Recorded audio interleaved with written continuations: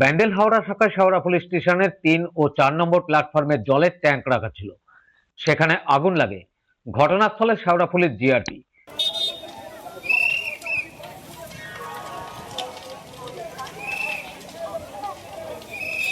GRP সূত্রের খবর, অনেক দাহ্য পদার্থ রাখা ছিল একটি জায়গায়, সেখান থেকেই আগুন ছড়িয়ে পড়ে।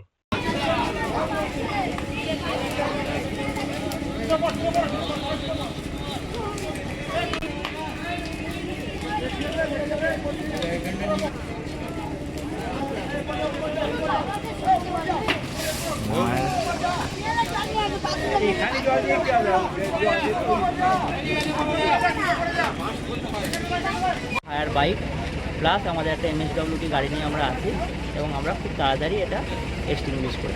কি কারণ আগুন লেগেছে কিছু জানেন না, না? আগুন লাগার কারণ ওইভাবে বলা সম্ভব না। কি ছিল, কিসে আগুন লেগেছে? আগুনটা কিসে লেগেছে? গার্বেজ ছিল, বুশ ছিল গাছে, আর সেরকম কিছু ছিল। এই জলের যে ট্যাঙ্ক ছিল বলে একটা বলা হচ্ছে, জলের ট্যাঙ্কে আগুন লেগেছে। তা আমরা এসে ওরকম কিছু দেখতে পাইনি, আমরা আগুন দেখেছি, আমরা এক্সটিংগুইশ করি। এখন কি আগুন পুরো নিয়ন্ত্রণ? আগুন পুরোপুরি নিয়ন্ত্রণ। শেওড়াফুলি থেকে ব্যুরো রিপোর্ট, খবর নিউজ 6।